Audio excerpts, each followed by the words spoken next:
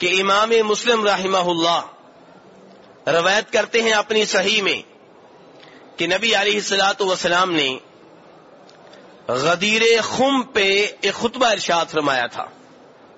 خم نامی ایک چشمہ ہے، ایک کنواں ہے، اس کے نام سے وہ جگہ مشہور تھی، وہاں پہ آپ نے خطبہ ارشاد فرمایا تھا. آپ نے دیکھا ہوگا کہ پاکستان انڈیا میں کئی دفعہ اشتہار بھی لگتے ہیں، لکھا ہوتا ہے عید غدیر خم، یہ اشتہار لگتے ہیں.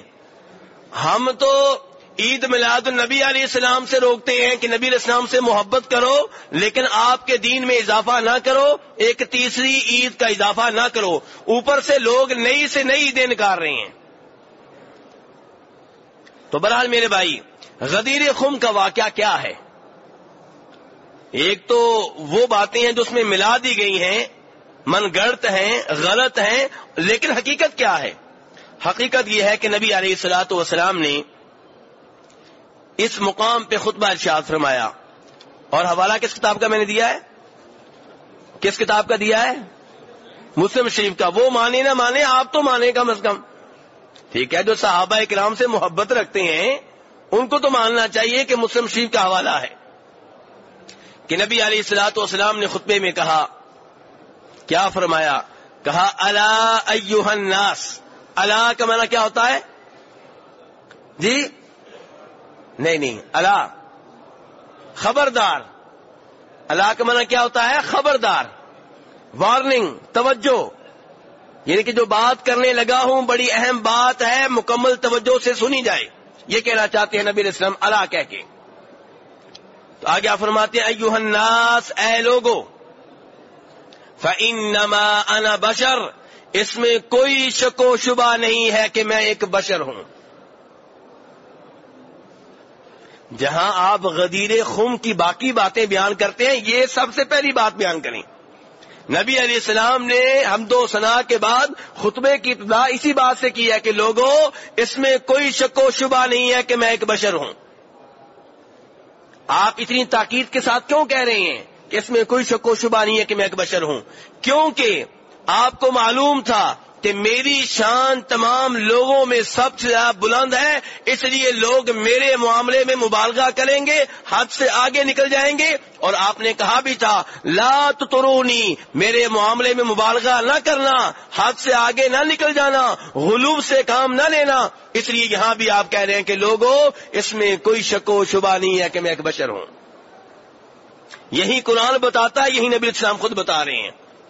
آگے فرماتے ہیں یہ کیوں آپ نے کہا کہ میں بشر ہوں؟ فرماتے ہیں قریب ہے، وہ وقت قریب ہے کہ اللہ کی طرف سے آنے والا آئے گا، اللہ کا قاصد آئے گا اور میں اس کی آواز پہ لبیک کہہ دوں گا. کیا مطلب؟ موت کا پیغمبر آئے گا، موت کا پیغام لے کر آنے والا آئے گا اور میں اس کی آواز پہ لبیک کہہ دوں گا، یعنی کہ میں فوت ہو جاؤں گا.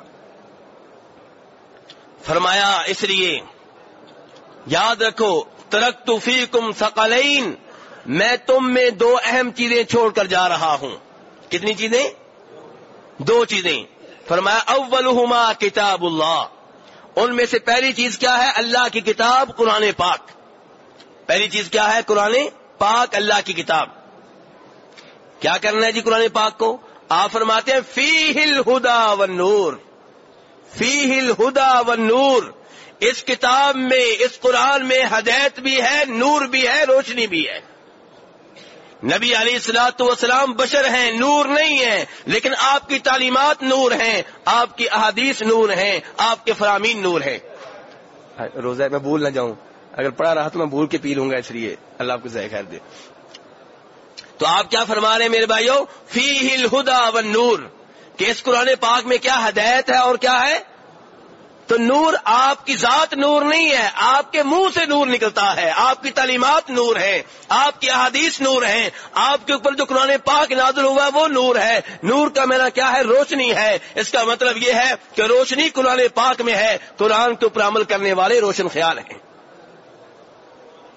روشن خیالی یورپ سے نہیں ملے گی، روشن خیالی سیکولر لوگوں سے نہیں ملے گی. حقیقی روشن خیالی وہ ہے جو قرآن پاک میں ہے. جو روشنی ادھر سے آ رہی ہے وہ روشنی نہیں ہے، وہ اندھیرا ہے. جو روشنی ادھر سے آ رہی ہے اللہ کی قسم وہ روشنی نہیں ہے، وہ ظلمت ہے، تاریکی ہے، اندھیرا ہے. روشنی تو قرآن پاک میں ہے. روشنی تو وہ ہے جو 1400 سال پہلے اوپر سے نازل ہوئی تھی. نبی علیہ السلام کہہ رہے، میں نہیں کہہ رہا. فیہ الہدی والنور. نور کا ترجمہ اردو میں کیا ہے؟ روشنی. تو روشنی قرآن پاک میں ہے میرے بھائیوں. اور اس سے یہ بھی پتا چلا کہ نبی علیہ السلام ایک ہی حدیث میں کہہ رہے ہیں کہ میں بشر ہوں، جو قرآن پاک ہے اس میں نور ہے. تو آپ کی تعلیمات میرے بھائیوں نور ہیں، اس میں روشنی ہے. آگے آپ فرماتے ہیں فخذوا بہ واستمسکوا بہ، کہ یہ قرآن پاک جس میں ہدایت ہے، جس میں نور ہے، اس کو پکڑ لو اور مضبوطی سے پکڑ لو. قرآن پاک کو پکڑ لو اور مضبوطی سے پکڑ لو. کیا مطلب ہے پکڑ لو مضبوطی سے پکڑ لو؟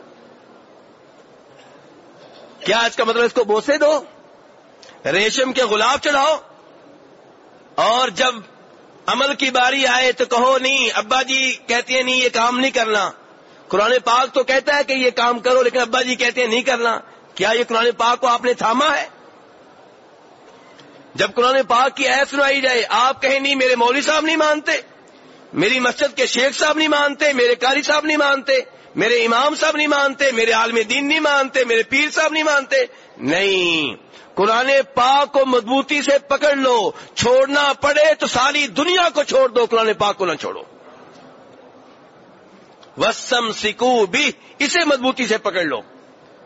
قرآن پاک کے اوپر عمل کرنا ہے، ایک ایک آرڈر کے اوپر عمل کرنا ہے. جس چیز سے قرآن پاک نے روکا ہے اس سے دور رہنا ہے، جس کے کرنے کا حکم دیا ہے اس کے اوپر عمل کرنا ہے.